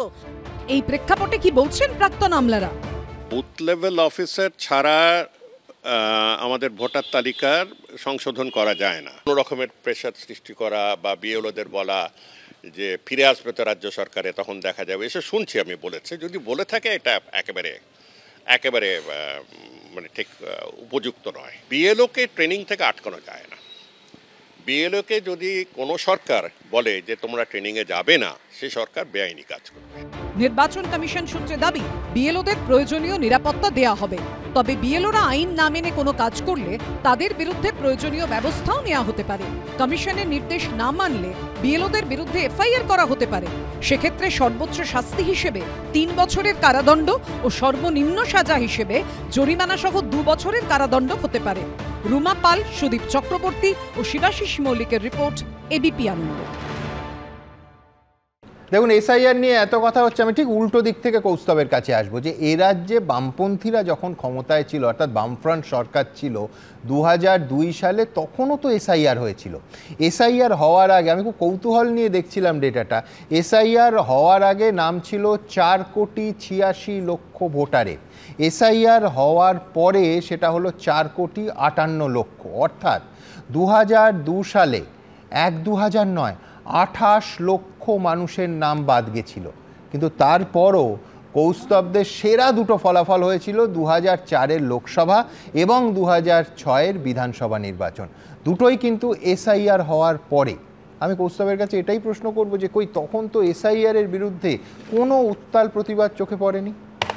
আমি শুরুতে বলবো যে অনিমেষবাবু বিএলও হিসেবে এসেছেন, উনি 3 দিকের চাপের কথা বলছেন। হ্যাঁ, তোমরাও আছো মানে চতুর্মুখী। না, শুনুন প্রথম বিজেপি, তারপর তৃণমূল কংগ্রেস, তারপর আবার ইসিআই। আমি ওনাকে জিজ্ঞেস করছিলাম গ্রিন রুমে, আপনি চাকরি কবে পেয়েছেন? 2010 সালে এসএসসি পেয়েছে। এইটা চাপ মুক্ত আর কি, এইটা এখন আগে লোকে জিজ্ঞেস করে আর কি, বিএলও কোন সময় চাকরি আর কি। যাই হোক, আমি বলবো যে মুখ্যমন্ত্রী প্রথম যেদিন যে কথাটা বলেছেন, মারাত্মক কথা, একটা নামও বাদ পড়বে না। ভাইপো একই কথা বলেছে, একটা নামও বাদ যাবে না। আজকে খানিকটা চেঞ্জ করেছেন উনি, চেঞ্জ করে বলছেন জেনুইন নাম বাদ যাবে না। আচ্ছা, জেনুইন নাম একটাও নাম বাদ যাবে না কেন উনি বলছেন? আচ্ছা, মুখ্যমন্ত্রী dead, permanent left, no trace, shifted, double entry নাম যদি বাদ যায়, তাহলে পুকুর বোঝাও, বাড়ি বানাও কমিটি কী করবে? হ্যাঁ, প্লট আমাদের ভিত্তি, ফ্ল্যাট আমাদের ভবিষ্যৎ, এই বাহিনী কী করবে? প্রক্সি দেবে কী করে? দ্বিজেনবাবুরা ভোট দেবে কী করে?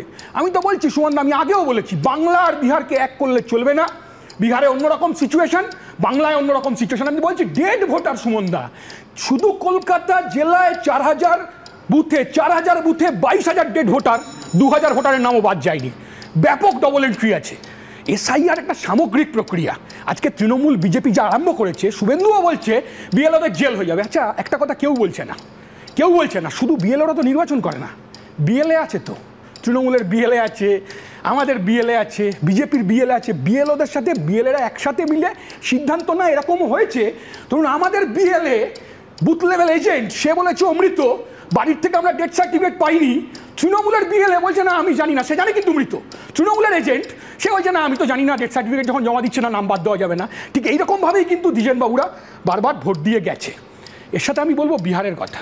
বিহারে আউটস্ট্যান্ডিং সিচুয়েশন হয়েছে, দেখেছেন আপনারা, যে একেবারে পরিকল্পিত উপায়ে পরিযায়ী শ্রমিকদের নাম বাদ দিয়ে দেওয়া হচ্ছে, গরিব মানুষের নাম বাদ দিয়ে দেওয়া হচ্ছে। এর সাথে আমি একটা সুমনদা বলছি, গোটা রাজ্যের মানুষ আশঙ্কিত তৃণমূল আর বিজেপির এই বাইনারিতে। রাজ্যের মানুষ আশঙ্কিত। সবাই কি জিজ্ঞেস করছে জানেন এখন, যে 2002 সালের আগে, 98 সালের আগে আমার ভোটার লিস্টের নাম আছে, আমি জানতে পারবো কোথায়? এসব মানুষকে বিভ্রান্ত করা হচ্ছে। প্রতিদিনের রুটি রুজি, কর্মসংস্থান, কাজ, ডিএ, প্যারা টিচারদের মাইনে, চাকরি, 3 লাখ ছেলে মেয়ে মাত্র ভর্তি হয়েছে, 9 লাখ সিট, স্কুলে কলেজে কাজ নেই, চাকরি নেই, কর্মসংস্থানের সুযোগ নেই। আমি তো এবিপি আনন্দকে বলবো, সুমনদাটা পুজো করো, 1,10,000 টাকা পাবে। আমি তো বলছি যে আমার দলের কথা না, আমার ব্যক্তিগত কথা, আমার তো চাঁদা দেওয়া উচিত নয়। চাঁদা দেবো কেন? 2বার করে চাঁদা দেবো কেন? রাজ্যের মানুষ 1,10,000 টাকা দেবে, তুমি প্যারা টিচারদের মাইনে বাড়াবে না, তুমি আইসিডিএস কর্মীদের মাইনে বাড়াবে না। আমি বলছি আমাদের পুজো, আমাদের ঈশ্বর হচ্ছেন আমাদের দর্শক, আলাদা পুজোর দরকার নেই। আমি কৌস্তব তোমায় যেটা বলবো সেটা হচ্ছে, তাহলে কি ব্যাপারটা এই, মানে আমি যদি খুব সহজ করে তোমার প্রথম অংশটা সাম আপ করি, যে বিহারে তোমরা এসআইআর চাও না কিন্তু পশ্চিমবঙ্গে এসআইআর চাও, মানে বিহারে এসআইআর এর তোমরা বিপক্ষে কিন্তু পশ্চিমবঙ্গে এসআইআর এর পক্ষে, তাই কি? না, পরিষ্কার দা সুমনদা, আমি প্রথম থেকেই কথা বলেছি, আমি আগের দিনের কথা বলেছি যে এসআইআর একটা কন্টিনিউয়াস প্রসেস, মানুষকে বিভ্রান্ত করা না, পরিযায়ী শ্রমিকদের নাম বাদ দিয়ে দেওয়া না। মহারাষ্ট্রে কি করেছে বিজেপি নির্বাচন কমিশনকে ব্যবহার করছে, একই রকম ভাবে তৃণমূল নির্বাচন কমিশনকে ব্যবহার করছে। আমি বলছি, আমি শুধু 2002 আর 2025-কে পাশাপাশি রাখছি। 2002-তে তো 28 লক্ষ মানুষের নাম বাদ দিয়েছিল। আমি তো বলছি পশ্চিমবাংলায় অন্তত 50 লাখ মানুষের নাম বাদ দিয়ে দিতে হবে। বিজেপিকে দায় নিতে হবে তো, কি করে ইনফিল্ট্রেশন হচ্ছে? আমি সেটাই তো বলছি যে তুমি পশ্চিমবঙ্গে এসআইআর এর পক্ষে কিন্তু বিহারে এসআইআর এর বিপক্ষে। বিহারে এসআইআর 3 দিনে ঘটনা ঘটেছে। বিহারের আগেও এসআইআর হয়েছে সুমনদা। 2002 সালে এসআইআর শুরু হয়েছিল, 2005 সালে লিস্ট বেরিয়েছে। 2005 সালে লিস্ট বেরিয়েছে আর এক মাসের মধ্যে কৌস্তবের বক্তব্য খুব পরিষ্কার যে বিহারে অস্বাভাবিক দ্রুততায় অত্যন্ত কম সময়ে এসআইআর হয়েছে, তা নিয়ে একেবারে পদ্ধতিগত বহু প্রশ্ন উঠেছে, ওরাও তুলেছে, বাকি দেশের অন্যান্যরাও তুলেছে। অর্থাৎ কৌস্তব বিহারে এসআইআর এর বিপক্ষে এবং পশ্চিমবঙ্গে এসআইআর হওয়া উচিত বলে কৌস্তবরা মনে করছে। আমি সিপিএম একটা অদ্ভুত প্রাণী, কেন এই কারণে বলছি, বিহারে যেরকম এসআইআর উদাহরণ দিলেন, আরেকটা উদাহরণ আছে, এরা পশ্চিমবঙ্গে এনআরসি বিরোধী, আসামে এনআরসি চায়। সিপিএম অফিসিয়ালি ঘোষিতভাবে চায় এবং মিছিল করে, সমস্ত ছবি সহ চাইলে দেখিয়ে দেবো আপনাদের দর্শকদের। দ্বিতীয়ত প্রাণী বলেছে, দ্বিতীয়ত ওর গায়ে লাগবে দ্বিতীয়ত যে উদাহরণ আপনি বললেন সুমন 2004-এর, একদম সঠিকভাবে বলেছেন। আমার এখনো মনে পড়ছে ইলেকশন কমিশন ওই বিহার ক্যাডারের একজন আইএএস কে ডিপ্লয় করেছিলেন স্পেশাল অবজারভার হিসেবে।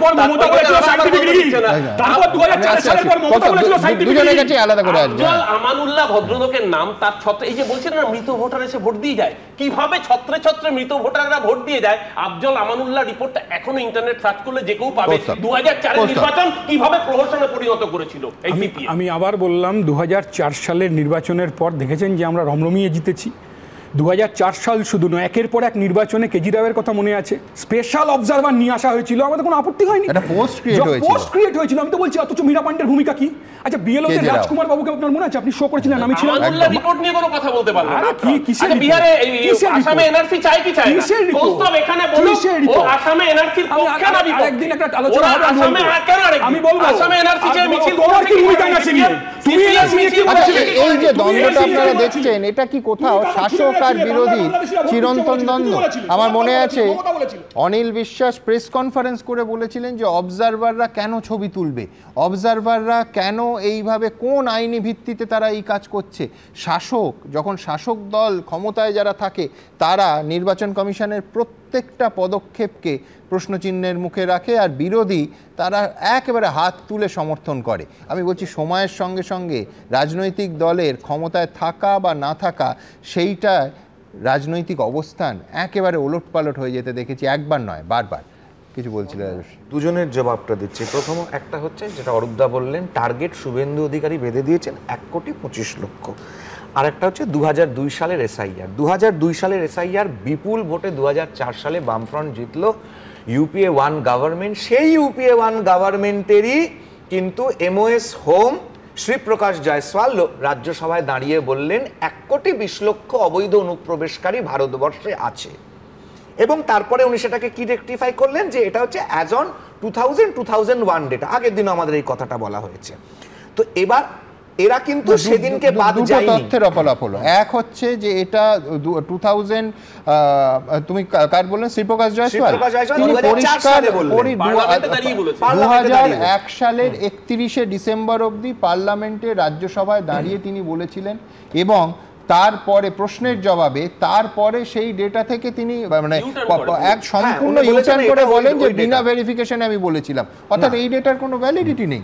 এবং তারপরে বরঞ্চ তুমি কিরণ রিজিজুর কথা বলতে পারো যে 2016 সালে দাঁড়িয়ে ওই রাজ্যসভার ফ্লোরে তিনি যখন বলছেন যে 2 কোটি বাংলাদেশি অনুপ্রবেশকারী। 8ই জুলাই এনডিএর তৎকালীন শরিক মমতা বন্দ্যোপাধ্যায় একমাত্র এমপি পশ্চিমবঙ্গ থেকে, তিনি চরণজিৎ সিং এর আবার একই পুরনো তথ্য দিতে হয়, সেটা হচ্ছে রাজনৈতিক দল শাসন ক্ষমতায় আছে না নেই, অর্থাৎ শাসক না বিরোধী, তাতে রাজনৈতিক অবস্থানের পরিবর্তন হয়, ঠিক যেমন তৃণমূল কংগ্রেসেরও হয়েছে। উদাহরণ, দেশজুড়ে শুরু হচ্ছে ভোটার তালিকার বিশেষ সংশোধন। এরই মধ্যে এই প্রক্রিয়ার তীব্র বিরোধিতা করে নির্বাচন কমিশনকে আক্রমণ করেছেন মমতা বন্দ্যোপাধ্যায়। ইলেকশন কমিশনে পুরো বিজেপির লোকে ভর্তি। মনে রাখবেন, ভোটার লিস্টে নাম কাটে, গুজরাটে বসে বসে এখানকার নাম কাটছে। জেনে রাখবেন, এ লড়াই দিল্লি পর্যন্ত যাবে, আর আমি কিন্তু ছেড়ে দেবার লোক নই। পাল্টা বিজেপি মনে করিয়ে দিচ্ছে এই মমতা বন্দ্যোপাধ্যায়ই তো বিরোধী আসনে থাকাকালীন বারবার ভোটার তালিকায় অস্বচ্ছতার অভিযোগ করতেন, ভুতুরে ভোটার বাদ দেওয়ার দাবি জানাতেন। সচিত্র ভোটার পরিচয়পত্রের দাবিতে 1993 সালের 21শে জুলাইয়ের আন্দোলন ঘিরে যে পরিস্থিতি তৈরি হয়েছিল, তাতে মমতা বন্দ্যোপাধ্যায়ের নেতৃত্বাধীন তৎকালীন যুব কংগ্রেসের 13 জনের মৃত্যু হয়েছিল। তাহলে আজ ক্ষমতায় থাকাকালীন সেই মমতা বন্দ্যোপাধ্যায়ই ভোটার তালিকার বিশেষ সংশোধনের বিরোধিতা করছেন কেন? প্রশ্ন বিজেপির। এতটা এখন অসহায় হয়ে পড়েছে, এখন মুখ্যমন্ত্রী হিসাবে নির্বাচন কমিশনকে হুমকি দেওয়ার কাজ শুরু করেছে। এ তো সবে শুরু, এরপরে দেখবেন আপনি কিভাবে ইলেকশন কমিশনের বিরুদ্ধে গালিগালাজ করতে শুরু করবে। এটাই ওনার নীতি, এটাই ওনার ভবিষ্যৎ এবং অতীতের রণকৌশল। আজ ভোটার তালিকার বিশেষ সংশোধনের অন্যতম কারণ হিসেবে বিজেপি ভোটার তালিকা থেকে অনুপ্রবেশকারীদের হটানোর প্রসঙ্গ তুলে ধরছে। বাম আমলে এই অনুপ্রবেশকারীদের বিরুদ্ধেই সরব হয়ে 2005 সালে লোকসভার স্পিকারের আসন লক্ষ্য করে কাগজ ছুড়ে দিয়েছিলেন মমতা বন্দ্যোপাধ্যায়। এমনিতেই ভোটার লিস্ট আপনারা দেখেছেন, একটা এপিক কার্ডের নাম্বারে 500টা ভোটার। কেন বাংলা এই জিনিস হবে? তাই নানা মহলে প্রশ্ন উঠছে, বিরোধী থেকে শাসক হয়েই কি মমতা বন্দ্যোপাধ্যায়ের অবস্থান পাল্টে গেল? ভোটার তালিকায় অ্যাভারেজে 20-25 জন মৃত মানুষের নাম, অ্যাভারেজে ওইরকম 15, 20, 25, 30 এমন মানুষ যাকে কেউ চেনে না, ভুতুরে ভোট এবং জেনুইন ভোটারের নাম নেই। এক একটা বুথে গড়পড়তা 40, 50, 60, 65 জন করে এরকমের তালগোল রয়েছে। তো কারেকশন তো করতেই হবে, সেই কারণে তো রিভিশন। পাল্টা যুক্তি দিয়েছে তৃণমূল। বুথ লেভেল এজেন্ট তাদের সমপরিমাণ অধিকার বা দায়িত্ব বিএলওদের মতনই, যে একটা বুথের কোন নাম নতুন করে ঢুকলো, কোন নাম বেরোলো, তার সরজমিনে তদন্ত, যেটা বলা হচ্ছে ভেরিফিকেশন। বলা হচ্ছে কি ম্যানুয়ালে, উইদাউট প্রপার ভেরিফিকেশন একটা নামও নতুন ঢোকানো যাবে না, কিংবা একটা নামও বাদ দেওয়া যাবে না। এই রাজনৈতিক তরজার মধ্যেই প্রত্যেকের দাবি, একজনও অনুপ্রবেশকারী যেন ভোট দিতে না পারে, আবার একজনও প্রকৃত ভোটারের নাম যেন তালিকা থেকে বাদ না পড়ে। ঝিলম করঞ্জাই, পার্থপ্রতিম ঘোষ ও অর্ণব মুখোপাধ্যায়ের রিপোর্ট, এবিপি আনন্দ। দেখুন, এই দাবিতে কোনো অসুবিধে নেই, কিন্তু বক্তব্য হচ্ছে যে গিলোটিনে কেন বিএলওদের মাথাটাকে রাখা হবে। দেখুন, বিএলওদের যে এই আশঙ্কা, এই হুমকি হুঁশিয়ারি নিয়ে তারা অ্যান্টিসিপেশন করছেন, সেটাকে কিন্তু ভিত্তিহীন বলা যাবে না। এর আগে আমরা তো দেখেছি যে নিরপেক্ষভাবে কাজ করা পুলিশ অফিসারদের নির্বাচনের পর এই সরকার ফিরে এসে কি করতে পারে। নজিরবিহীনভাবে কলকাতা পুলিশের একঝাঁক অফিসারকে রাজ্য পুলিশের দায়িত্বে পাঠানো হয়েছিল। বিএলওদের রাজ্যে হুঁশিয়ারি দেয়া হচ্ছে। একইভাবে 2021 সালের 6 এপ্রিল পুলিশের একাংশকে মুখ্যমন্ত্রী একেবারে স্পষ্ট ভাষায় হুঁশিয়ারি দিয়েছিলেন। কি বলেছিলেন তিনি, দেখাবো। ইলেকশনের সময় পুলিশ পুরো বিজেপি হয়ে যায়, ছোট পুলিশদের কোনো দোষ নেই, পুলিশের নেতারা এসব করে। আর অনেকেই এখন আন্ডারস্ট্যান্ডিং করে বসে আছে। আমি কালকে আরামবাগ দেখে নিয়েছি, আরামবাগের ওসি রোলও আমি দেখে নিয়েছি। সুতরাং আমরাও কিন্তু লক্ষ্য রাখবো কে কি করছেন না করছেন। আমি শুভময় মৈত্রের কাছে আসবো। শুভময়দা, এরপর এই অনিমেষ বাবুরা, বিএলওরা যদি ভাবেন যে একেবারে পরিষ্কার মুখ্যমন্ত্রী বলেছেন যে ভুলে যাবেন না আপনারা রাজ্য সরকারের কর্মচারী এবং নির্বাচন কমিশনের আগে এবং পরে আমাদের সরকারই থাকবে, তো তাদের ধরা যাক যে তর্কের খাতিরে এমন কোনো সিদ্ধান্ত, নাম তালিকা থেকে বাদ যাওয়া, যেটা রাজ্য সরকার বা শাসক দলের পছন্দ হবে না, তাদের ভয়টাকে কি অমূলক বলা যাবে?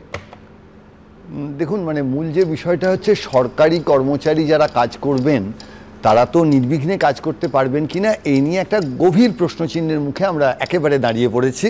এবং সরকারি চাকরি নিয়েই এত গণ্ডগোল। এবং মুখ্যমন্ত্রী যেটা বললেন যে ভোটের আগে পুলিশ বিজেপি হয়ে যায়, তারপর বিজেপি বলে তৃণমূলকে ভোট দাও, সেই জন্য তৃণমূল সামনের নির্বাচনে 270টা আসন পাবে। এই ঘটনাগুলো তো আমরা দেখেই আসছি প্রত্যেকটা নির্বাচনে আর কি। এখন আমি ভাবছিলাম যেটা অনিমেষবাবুকে বলবো আর কি, সেটা হচ্ছে অভয় দিচ্ছি শুনছো না যে, ধরবো নাকি ঠ্যাং দুটা, বসলে তোমার মুন্ডু চেপে বুঝবে তখন কাণ্ডটা। আমি আছি, গিন্নি আছেন আমার 9 ছেলে, এখন আবার গিন্নিও গণ্ডগোল হয়ে যেতে পারে ভোটার লিস্টে আর কি। সবাই মিলে কামড়ে দেবো মিথ্যে এমন ভয় পেলে। ভয় পাচ্ছেন কেন? আপনারা মিথ্যে আপনাদের ভয় পাওয়ার কোনো কারণই নেই। আপনারা যাবেন। এবং সত্যিই তো আপনি যদি ধরেন আর কি যে আমাদের রাজ্য যেটা আপেক্ষিকতাবাদের ওপর চলছে, সেখানে যারা মৃত তারা একটা কোনো সময় তো কোনো একটা টাইম ফ্রেমে তো জীবিত ছিলেন। ফলে আপনাদের এত চিন্তার কারণ কি? যদি কেউ এসে বলে যে আমি মারা গেছি কিন্তু এই আমার ডেথ সার্টিফিকেট, কিন্তু আমার নামটা রেখে দিন, আপনারা ভয় পেয়ে রেখে দেবেন। আর ভয় না পেলে তখন যে মুশকিলটা হবে সেটা হচ্ছে, তখন কিন্তু আপনারা গণতন্ত্র রক্ষার লড়াইটা করছেন, এবং সেই লড়াইতে অবশ্যই দায়িত্ব রাষ্ট্রের, সে রাজ্য সরকারই হোক বা কেন্দ্রীয় সরকারের, আপনাদের সুরক্ষা দেয়া। এবং এই সুরক্ষা দিতে আপনারা যখন আন্দোলন করছেন, তার মানে আপনারা মনে করছেন যে কোনো একটা সরকার, কোনো একটা রাষ্ট্র ব্যবস্থা ব্যর্থ হতে পারে। আসলে মূল জায়গাটা আপনারা মনে করছেন, সেজন্য তো আপনারা বলছেন একদম ব্যর্থ হয়েছে, আমরা দেখেছি এই ধরনের ঘটনা। তাহলে প্রিসাইডিং অফিসার মানে ডিউটিরত অবস্থায় এখনো শুরু হয়নি এবং ইলেকশন কমিশন ব্যর্থ হয়েছে। এই জায়গাটাতেই তো বারবার করে প্রসঙ্গ যেটা উঠে আসছে সেটা হচ্ছে এই যে বর্ণমালা সমেত অরূপবাবু রোহিঙ্গার কথা বললেন। আমি রোহিঙ্গা নই, সত্যি আমি রোহিঙ্গা নই, কিন্তু ব্রহ্মদেশ থেকে বিধাননগর আসতে যতটা সময় লাগে আমার বিধাননগর থেকে আজকে আপনার স্টুডিওতে ইস্টার্ন বাইপাসে আসতে ঠিক ততটাই সময় লেগেছে আর কি। ফলে এই যে নাগরিক পরিষেবার জায়গা থেকে একটা বিপুল সমস্যা, বারবার করে রাজস্বী যে কথাটা বললো কেসিনাগের অঙ্কের কথা, তৈলাক্ত বাঁশে বাঁদর ওঠানামা করতে করতে কতটা উঠলো কতটা নামলো এটা বোঝার বদলে আমরা দিনের শেষে দেখলাম 2 পূর্ণ 3-এর সাথী বাঁদর। এই ধরনের উত্তর এসে যাচ্ছে আমাদের রাজনীতির কাছ থেকে। ফলে আমাদের যে মূল কথাটা সেটা হচ্ছে দুটি শব্দ এই মুহূর্তে গুরুত্বপূর্ণ, বিএলও বুথ লেভেল অফিসার যারা হুমকি পাচ্ছেন রাষ্ট্র ব্যবস্থার একটা অংশের কাছ থেকে, SIR স্পেশাল ইন্টেন্সিভ রিভিশন যেটা নিবিড়ভাবে দেখা হবে যে কত মানুষ সত্যিকারের নির্বাচনে ভোট দিতে পারবেন, সেটা করতে গিয়ে যে কোনো কারণেই হোক আমরা মনে করছি যে আমাদের রাজ্যে এমন একটা ঘটনা ঘটতে পারে যাতে আমাদের ব্যাপক হয়রানি হবে। কিন্তু এটা তো খুব স্বাভাবিক প্রসেস। সত্যিই তো কেন্দ্রীয় সরকারের কাছে প্রশ্ন আসবে বা আমাদের গোটা দেশের রাষ্ট্র ব্যবস্থার কাছে প্রশ্ন আসবে। 2011 এবং ভারতবর্ষ এবং এই রাজ্য এই প্রসেসের মধ্যে দিয়ে তো গেছে সব 28 লক্ষ কি কম নাকি সংখ্যাটা 2002 সালের একটা জিনিস শুনবো একটু গুলিয়ে যাচ্ছে, যেমন ধরুন এই যে সারমেয়র ছবি দিয়ে যে ভোটার কার্ডের কথা আসছে, এটা কি সত্যি? এটা কি সত্যি ইলেকশন কমিশন এটা নিয়ে কি বলছে? তারা তো বলবেন যে এটা হয় এইটা দেখো এত নম্বরে আমাদের ভুল হতেই পারে, এমন হতেই পারে, মানুষ জোর করে ভুল ঢুকিয়ে দিয়েছেন। ইলেকশন কমিশন স্বীকার করবেন বা ইলেকশন কমিশন জানাবেন এটা জাল। তারা ইতিমধ্যেই তাদের অফিসিয়াল বক্তব্য দিয়েছেন যে এটা খসড়ায় ছিল এবং এটা কোনোভাবে তারা মানে একদম স্ট্রেট এরকম কোনো নথি আমাদের কাছে জমা পড়েনি কোট আনকোট ইলেকশন কমিশন। তাহলে আমরা সেটা অফিশিয়ালি জানি। মানে আমরা যদি সেটা নিয়ে ক্রমাগত আলোচনা করি তার মানে রাজনৈতিক দলগুলি বিভিন্ন সময় তাদের সাজানো রাজনৈতিক ভাষ্য যদি আলোচনার মধ্যে ঢুকিয়ে দেয় তাহলে আমরা তো সব সময় সাধারণ মধ্যবিত্ত মানুষ হিসেবে গুলিয়ে যাব। ফলে আমার শেষ প্রশ্ন একটাই থাকলো, সেটা হচ্ছে যে নিবিড় এই যে সংশোধনী এটা হওয়ার মধ্যে তো দোষের কিছু নেই, কিন্তু এটা হতে গিয়ে আমাদের যারা এই মুহূর্তে বিজেপি বিরোধী রাজ্যে যারা সকলেই আছেন, তৃণমূল আছেন, CPIM আছেন, তারা বলছেন আমাদের ব্যাপক হয়রানি হবে, আমাদের নাম বাদ চলে যাবে। আর বিজেপি মনে করছেন এটা হওয়া ঠিক। আমাদেরকে সাহসটা কে যোগাবেন? সেটা হচ্ছে রাষ্ট্র ব্যবস্থা, যেটা হচ্ছে আমাদের রাজ্যের সরকার, যেটা হচ্ছে আমাদের কেন্দ্রের সরকার। দেখুন আমি আসবো আমার পরবর্তী বক্তা বিশ্বনাথ চক্রবর্তীর কাছে আসবো, কিন্তু SIR যে গোটা দেশ জুড়ে হবে এটা নিয়ে আর কোনো প্রশ্ন নেই, কোনো সংশয় বা জল্পনা নেই, সেসব অবসান ঘটে গেছে ইতিমধ্যেই, দেশ জুড়েই হবে। কিন্তু কথা হলো ঠিক এইখানে যেটা রাষ্ট্র বলে শুভময়দা ইঙ্গিত করলেন যে কেন্দ্র এবং রাজ্যের সুষ্ঠু সমন্বয় ছাড়া এই কাজ করা সম্ভবই নয়। এই পর্যায়ে বিএলওদের আরও সংখ্যায় বেশি প্রয়োজন। আমি বলছি এই কাগজে একেবারে স্পষ্ট নোটিফিকেশন করে বলা হয়েছে যে 80,000 বুথ 1 লক্ষ ছাড়াবে। তার কারণ আমরা প্রত্যেকে জানি যে পোলিং স্টেশন পিছু সর্বাধিক 1200 ভোটার। নির্বাচন কমিশনের তরফে গতকালই এই নোটিফিকেশন বেরিয়েছে, কিন্তু সুষ্ঠু সমন্বয়ের বদলে এ তো দুপক্ষের প্রতিদিন টানাপোড়েন চলছে, দ্বৈরথ চলছে, এমনকি আমি বলছি বিবৃতি পাল্টা বিবৃতিও চলছে। এইভাবে কোনো সুষ্ঠু ভোট আদৌ কি হতে পারে? বিশ্বনাথ চক্রবর্তী কি বলেন? পশ্চিমবাংলায় যারা শাসন করে দীর্ঘ শাসন হয়, কেউ 34 বছর কেউ 20 বছর শাসন করে যায়, তার কারণটা হলো এই ভুয়ো ভোটার তালিকা তারা সবসময় সংরক্ষণ করে এবং ভোটের দিন মানি পাওয়ার, মাসুল পাওয়ার এবং মানে ভোট জালিয়াতির একটা পার্ট থাকে। ফলে যারাই পশ্চিমবাংলায় শাসন করে তাদের মানে ভুয়ো ভোটার তালিকা রক্ষা করার একটা বিরাট তাগিদ থাকে। আর বিরোধী যারা থাকে তারা হাহাকার করে, চিৎকার করে। সে বিরোধী মমতা বন্দ্যোপাধ্যায় যখন ছিলেন তখনও চিৎকার করতেন, আজকে শুভেন্দু অধিকারী এসে চিৎকার করছেন, ছবিটা এক। দ্বিতীয় যে বিষয়টা আপনাকে বলতে চাই সুমনদা, সেটা হলো যে 2002 সালে কিন্তু আপনি লক্ষ্য করবেন যে যখন নিবিড় ভোটার তালিকা সংশোধনী হয়েছে তখন এত চিৎকার হয়নি, কিন্তু আজকে হচ্ছে কেন? তার কারণটা হলো যে সেই সময় আইডেন্টিটি পলিটিক্স বা হিন্দু মুসলমানের রাজনীতিটা ছিল না। না মমতা বন্দ্যোপাধ্যায় হিন্দু মুসলমানের রাজনীতি করতেন, না বামেরা করতো। কিন্তু এখন পরিষ্কার করে মমতা বন্দ্যোপাধ্যায় শাসনকালে শাসক সে ইমাম ভাতার মাধ্যমে যে যাত্রা শুরু করেছিল মুসলিম তোষণের, বিজেপি আসার পরে হিন্দু ফলে হিন্দু মুসলিমের যে রাজনীতি তার ফলে কিন্তু সবাই আশঙ্কা প্রকাশ করছে আমি বাদ চলে যাবো না তো। ফলে সেই জায়গা থেকে আইডেন্টিটি পলিটিক্সের জায়গা থেকে এই নিবিড় ভোটার তালিকা সংশোধনকে নিয়ে এত মানে হয় হট্টগোল বলা যায়। তৃতীয় যে বিষয়টা সুমনদা, সেটা হলো যে দেখুন আমাদের বিএলওর কাজটা, যে প্রশ্নটা যিনি আছেন তিনি রেখেছেন যে আমরা শিক্ষকরা রাইট টু ইনফরমেশন আন্ডারে আছি। রাইট টু ইনফরমেশনে বলা আছে শিক্ষকদেরকে ক্লাসের দায়িত্ব দেওয়া হবে, কিন্তু রাজ্য সরকার তাদেরকে ক্লাসের দায়িত্ব থেকে পরিষেবার দায়িত্বে পরিণত করেছে। দোকান এখন স্কুল তো না, দোকান। ফলে তারা চক ডাস্টার কম ব্যবহার করেন, তারা দোকানদারি কাজ করেন। আবার এখানে তাদেরকে রেহাই নেই, কারণ আমাদের সংবিধান বলছে যে রাষ্ট্রপতি বা রাজ্যপালের কাছে যে ধরনের নির্বাচন সংক্রান্ত কর্মী চাওয়া হবে রাজ্যপাল এবং রাষ্ট্রপতি সেই কর্মী দিতে বাধ্য। এবার পশ্চিমবাংলার ক্ষেত্রে সমস্যাটা কোথায়? পশ্চিমবাংলায় 6 লক্ষ সরকারি কর্মচারী অবসর নিয়েছেন। যারা সরকারি কর্মচারী অবসর নেওয়ার পরে মমতা বন্দ্যোপাধ্যায় নিয়োগ না করার ফলে মানে এই শূন্য পদগুলো পূরণ না করার ফলে একমাত্র শিক্ষক যে কয়েকজন বেঁচে আছেন তাদেরকেই কিন্তু, বা এখনো মানে চাকরির দায়ে যারা দুর্নীতির দায়ে যারা এখনো জড়িত হননি, অন্তত চাকরিটা বাঁচিয়ে রেখেছে, সেই শিক্ষকদের যে কোনো কাজ করতে হয়, যে কোনো সমীক্ষা রাজ্য স্তরে হোক, ইলেকশন কমিশনের কাজকর্ম সব তাদের দায়িত্ব নিতে হয়। কারণ সরকারি কর্মচারী শূন্য পদগুলো পূরণ করা হয় না। অস্থায়ী কর্মী নিয়ে ইলেকশন কমিশনের অবজেকশন আছে, পরিষ্কার তারা অস্থায়ী কর্মীদের নিয়ে নির্বাচনের কাজের দায়িত্ব দিতে চান না। তৃতীয় যে বিষয়টা সুমনদা আপনাকে বলতে চাই, এরপরে আমি পরিষ্কার দেখতে পাচ্ছি যে বিএলওদের মধ্যে কিন্তু একটা ডিভিশন হবে। কারণ রাজ্য রাজনীতিতে কিন্তু আমি আপনাকে বলছি পলিটিসাইজেশনটাই হলো হলমার্ক। এখানে বিএলও দুটো ভাগে ভাগ হবে, তৃণমূলপন্থী বিএলও আর হলো তৃণমূল বিরোধী বিএলওতে দুই ভাগ হবে। ইলেকশন কমিশনের কোনো নিয়ন্ত্রণ থাকবে না। দ্বিতীয় যে পার্টে আপনি দেখতে পারবেন সেটা হলো যে তৃণমূলপন্থী যেগুলো বিএলও থাকবে, যে ইকোসিস্টেমটা তৃণমূল তৈরি করেছে, সেইখানে দেখবেন আপনি একের পর এক মানে জায়গাতে বুথ লেভেলের কিছু হয়তো বিশেষ মানে গোষ্ঠীর মানুষের নাম ইচ্ছে করে তুলবে না, যাতে করে মমতা বন্দ্যোপাধ্যায় বা অভিষেক বন্দ্যোপাধ্যায় মিছিল করতে পারে, অমুকের নাম নেই কেন, জবাব চাই, জবাব দাও। এইভাবে আবার উল্টো দিকে মানে তৃণমূল বিরোধী বিএলওরাও দেখবেন কিছু কিছু জায়গাতে তারাও কিছু নাম তুলবে না, শুভেন্দু অধিকারী যাতে মিছিল করতে পারে, অমুকের নাম উঠলো না কেন, জবাব চাই, জবাব দাও। ফলে দিনের শেষে আমি আপনাকে পরিষ্কার করে আমি দেখতে পাচ্ছি যে রাজ্যের যে পলিটিসাইজেশন তার পরিষ্কার রিফ্লেকশন এই নিবিড় ভোটার তালিকা সংশোধনীর ক্ষেত্রে পড়তে বাধ্য।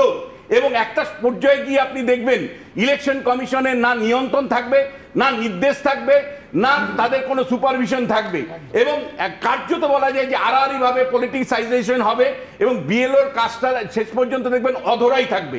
অর্থাৎ যে নিবিড় ভোটার তালিকা সংশোধন আমরা আশা করছি দিনের শেষে কিন্তু রাজনৈতিক পর্যায়ে এবং দলাদলিতে শেষ পর্যন্ত কিন্তু নিবিড় ভোটার তালিকাটা শুধু অধরা থাকবে তা নয়, ইলেকশন কমিশন বারবার পশ্চিমবাংলায় দেখা গেছে ফেল করছে।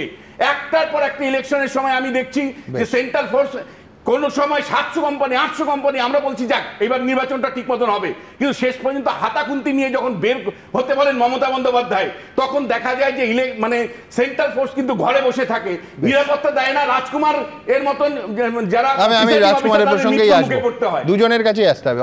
আমি বিশ্বনাথ দা সাম্প্রতিককালে একটা প্রকাশিত প্রবন্ধ পড়ছিলাম, mapping violence West Bengal chapter. তো আমি জানতাম বিশ্বনাথ দা আর্টিকেল লেখেন, প্রবন্ধ লেখেন, বিশ্বনাথ দা যে ওয়েব সিরিজের জনপ্রিয় কন্টেন্ট রাইটার আমি বুঝতে পারিনি, মানে ফেলুদা বা ব্যোমকেশ বক্সিও পারবে না কে বিএলও তৃণমূলের কে বিএলও বিজেপির, সেটা বিশ্বনাথ চক্রবর্তী আইডেন্টিফাই করে রেখেছেন। এই যে গোয়েন্দা সুলভ পর্যবেক্ষণ, এটা বিশ্বনাথ দা কোথা থেকে পেলেন আমি জানি না। বিশ্বনাথ দা তার উত্তর দেবেন, কিন্তু আমাদের পোলারাইজ সোসাইটিতে এটা কি খুব অস্বাভাবিক ঘটনা? অন্য কিছু আমরা দেখতে পাই না? না, একদমই একটা সমস্ত কিছু যে রাজ্যে লাইব্রেরির নির্বাচন, সমবায়ের নির্বাচনেও মারপিট হয়, ডাক্তারি সংগঠনের নির্বাচনে পুলিশ দিতে হয়, যতজন ভোটার ডাক্তার বাবু তার থেকে পুলিশ বেশি থাকে। নাগরিকের ভোটাধিকার সুরক্ষিত থাকবে না, বছরের পর বছর নাকি ভায়োলেন্স হবে, ভোটার নিয়ে তো কেউ আপত্তি করছে না। বক্তব্য পরিষ্কার যে পরিযায়ী শ্রমিক, কেন আমরা বলছি ঘরপোড়া গরু, বিহারের ক্ষেত্রে 21 লক্ষ পরিযায়ী শ্রমিকের নাম বাদ গেছে কারণ তারা এসআইআর এর ক্যাম্পে উপস্থিত থাকতে পারেননি।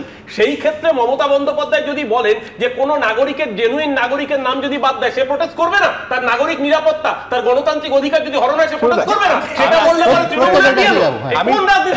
আমি খুব পরিষ্কার করে আপনাকে বলছি যে ধরুন অভয়ার কাণ্ডে ডাক্তারবাবুরা প্রতিবাদ আন্দোলন করলেন, সঙ্গে সঙ্গে তৃণমূল একটা কাউন্টার তৃণমূলের ডাক্তারি সংগঠন তৈরি করে তৃণমূলের ডাক্তারি সংগঠন আমি বলছি পলিটিসাইজেশনটা কিভাবে হয় আপনি একটা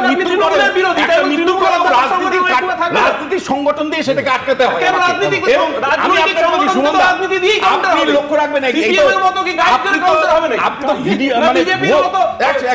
বাংলা বাঙালিকে কেন্দ্র করে একাধিক ভুয়ো ভিডিও দেখেছেন, আবার প্রকৃত ভিডিও দেখেছেন। আপনি শুধু লক্ষ্য করবেন যখনই নিবিড় ভোটার তালিকা সংশোধন শুরু হবে, একটার পর একটা মানে ভুয়ো ভিডিও এই প্রফেশনাল সংস্থাগুলো ছড়িয়ে দিবে। আপনাকে তখন যাচাই বাছাই করতে হবে যে কোনটা সত্যি কোনটা মিথ্যে।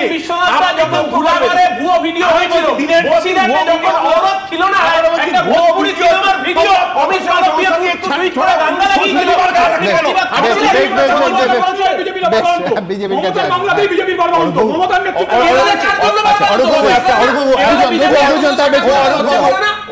একটা রাজনৈতিক প্রশ্ন। আপনি যে কথা বলেছেন অত্যন্ত যৌক্তিক, যে পরিযায়ী শ্রমিক তাকে যদি ডেকে আনা হয় সে বাইরের কাজ ছেড়ে কখন আসবে পশ্চিমবঙ্গে, তাহলে এর যে বিষয়টি অর্থাৎ একজন পরিযায়ী শ্রমিক পশ্চিমবঙ্গে নেই, তার নাম বাদ গেল, তার জন্যে তৃণমূল কংগ্রেস একটা দায়িত্বশীল রাজনৈতিক দল, তারা আমাদের এই যে সিস্টেম তার প্রসেসে কি অল্টারনেটিভ প্রপোজ করছে। একটা রাজনৈতিক দলের কাছে জানতে চাইছি আপনাদের বিকল্প প্রস্তাবটা কি? বিকল্প প্রস্তাবের থেকেও বড় কথা আপনি শুনুন না, বিকল্প হচ্ছে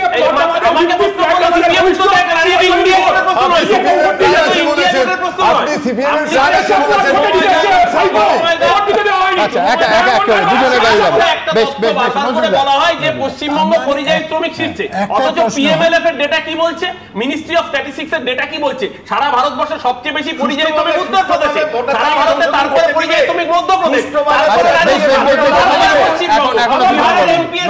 ধন্যবাদ বাংলায় 2 কোটি পরিযায়ী আজকে বিজেপি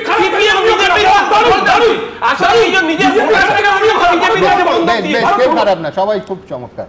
হ্যাঁ, পরিযায়ী শ্রমিক আসতে পারছে না বলে তার নাম বাদ যাচ্ছে, সত্যি সহানুভূতি হয়। কিন্তু একজন বর্মার বা বাংলাদেশের নাগরিক ভোটার লিস্টে তার নাম আছে, সে যদি পরিযায়ী শ্রমিক বা এরকম কোনো অজুহাতে না আসে, ফর্ম ফিল আপ না করে, তাহলে কি করে বোঝা যাবে যে সে দেশের নাগরিক নয়? এই ব্যাপারটা একটু পরিষ্কার হওয়া দরকার। রাজস্বী, সুমনদা, ওই কেসিনাগের অঙ্কের যে পলাশ অধিকারী, তার আসল পরিচয়টা তো বলতে পারলাম না। তার নাম হচ্ছে শেখ মঈনুদ্দিন, তার বাড়ি হচ্ছে খুলনার আহমেদপুরে। এর সঙ্গে সঙ্গে যেগুলো বিগত কয়েকদিনে ধরা পড়েছে, রিক বণিক, আসল নাম মোহাম্মদ ইব্রাহিম, শেখর রায়, হাসান আলী, আমি দেখাবো সেগুলো।